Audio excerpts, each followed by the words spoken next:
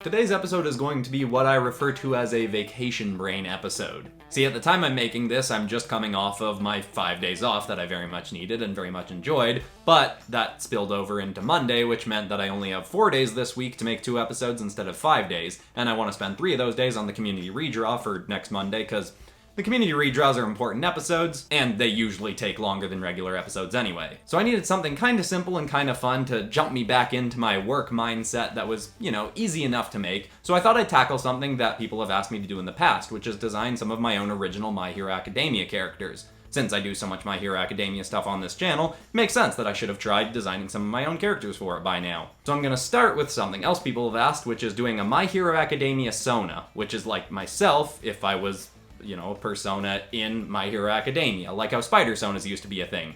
Maybe those are going to come back now that the Spider-Man No Way Home trailer came out. I'd definitely be down for that. I remember doing mine, and I enjoyed it at the time, but looking back on it, it's not great. Anyway, then I'm also going to take one of my original Multiverse Tales characters, Astra, and turn her into a My Hero Academia villain. Or anti-hero? Probably villain. We'll see, I don't know, we'll get into it in a sec. Or right now, let's just jump into it, shall we? Let's go. Hit like if you want. Subscribe if you feel like. But either way, enjoy the show. The day Kerr Pierce got his quirk was the best day of his life. At least, when it happened. But every day since has been even better. His power from the outside seemed fairly simple. It was called light speed, and it's been proven through training on a turbo treadmill that he can run nearly the speed of light. But with one significant hiccup. His brain can't process information any faster than a regular human. This means he has to control his speed to a point where he can stop before running into something. This also means he can move much faster in open spaces, whereas in a place like a busy city, he must maintain a fairly slow pace relative to his top speeds to ensure he doesn't hit a car or pedestrian coming into his path on short notice. Luckily, his training has helped him significantly increase his reaction times, as he's gotten some of the best hero schooling on the planet at UA High. Kerr is originally Canadian, but transferred to Japan specifically to apply for their prestigious hero program.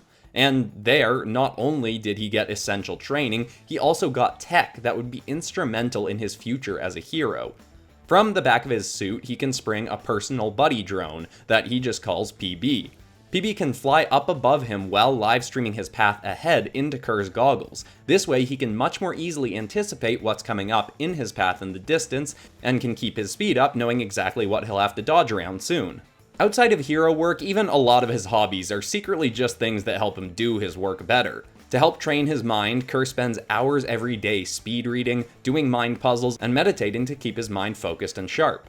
During his early days of schooling, he significantly hurt himself a few times because he was distracted while running and ended up hurtling himself into walls and cars. But this training of his mind has significantly helped him out. Kerr graduated from UA High and became a full-fledged hero, as he'd always dreamed, with the hero name Crossspeed, but wouldn't initially crack many people's lists of top heroes. He discovered what many people eventually learned, that school only takes you so far. It's great, but real-world experience is what will truly forge you in the future into the hero you want to eventually become. And luckily, Kerr has no interest in being the best hero alive. The only person he is consistently competing with is himself. He strives on every mission to perform better than he did on the last, always pushing harder and harder to ensure that his future self will be proud of the work he put in on the previous day.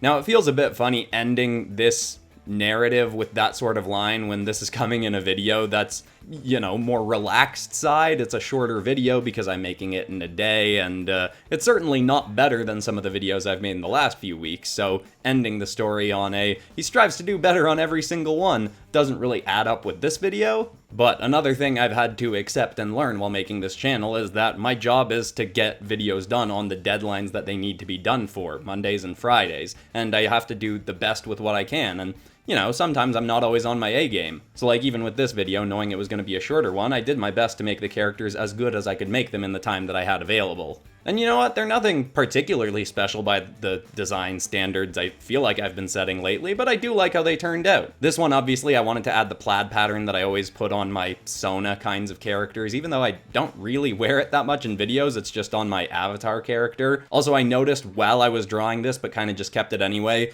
that his his PB, his personal buddy drone, looks very, very much like Falcon's drone. What's it called? Red Wing. In the comics, it's an actual bird, but in the movies, it's a drone that does a very similar sort of thing, scouts out ahead and can shoot stuff and whatever. I didn't work that into the lore for this one. Maybe this drone could shoot stuff too, I don't know. Can't really picture this character shooting people with anything, unless it's maybe like a taser bolt, or maybe it shoots peanut butter, who knows?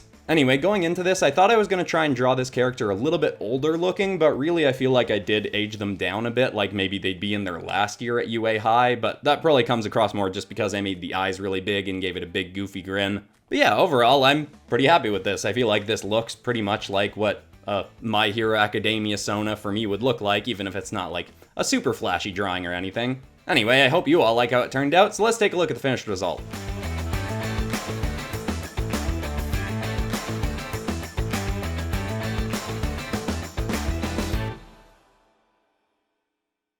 In the ranks of villains that scourge the cities of Japan, Astronomica isn't anywhere near the most feared or hunted by heroes.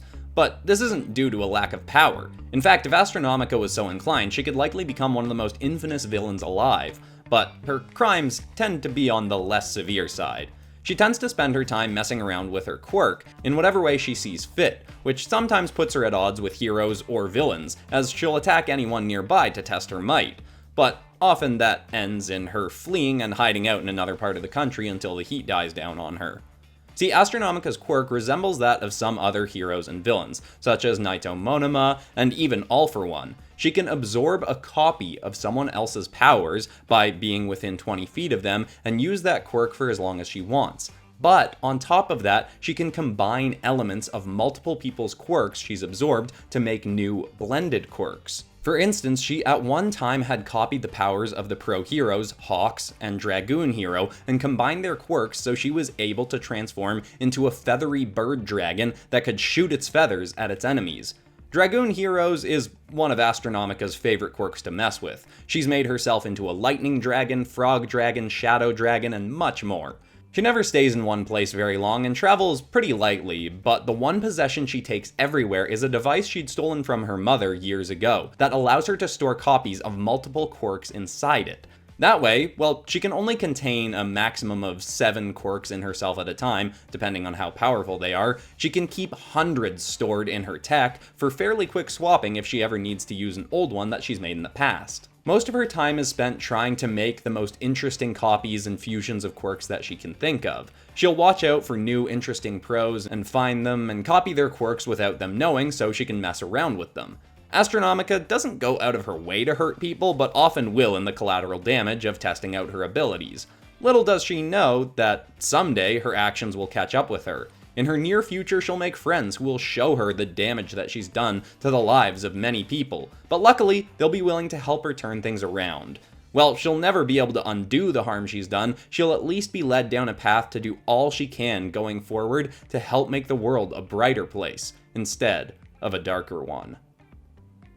Now, there was stuff that is revealed in the Multiverse Tales Battle for the Beast World storyline that I thought about working more into the design of this one, stuff that's revealed at the end of the second episode, but I was like, what if someone comes to the channel, watches this first, and then gets into the Multiverse Tales stories, and then they've gotten a spoiler from this? I probably didn't need to think about that. It probably wouldn't be a big deal if I spoiled a couple things from Battle for the Beast World, but I don't know, I was just getting a little bit nitpicky about spoiling stuff from one of my favorite stories on the channel.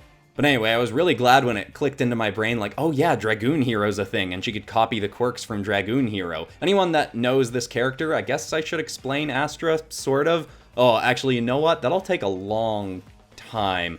Yeah, no, that's a bad idea. Really, I should have thought about what I was going to say in this more, but like I said, you know, I'm coming back off vacation here. Admittedly, I still have a little bit of vacation brain, so I'm kind of just going with whatever ranting spills out while I'm in front of the camera here. Obviously, I wrote the script for the story part, but now I'm just riffing, you know? And I don't have very much to say because this design isn't super intricate or anything. For her current dragon hand, I was thinking it was a mix of Dragoon Hero, the villain whose name always escapes me, who's like a lizard man, and then a little bit of Endeavor with the flame spitting off it, but that doesn't, I don't know, I was just kind of throwing stuff at the wall. Vacation brain! This is a drawing I did when I'm still a little bit on vacation brain. Ooh, I really thought I would have something more interesting to say. You know, I thought I was better at riffing, but I guess not. I am used to practicing the stuff that I'm gonna say on camera in a lot of cases. I guess I don't really do as much of the talking about the designs anymore. I've realized in most of my videos lately, I'm pretty much always just doing story and lore, which admittedly I like that. It makes the episodes take a little bit longer to make because, you know, writing longer lore takes a bit more time. Hence why I needed a vacation. I've been working a little bit of overtime. Jeez, I really should have thought this through better. Maybe I'll re-record this? I probably won't though, sorry. I hope this was entertaining. Anyway, let's just get down to the end of the drawing because I am rambling way too much and it's probably not entertaining anymore if it ever was. Anyway, here's Astra if she was in My Hero Academia.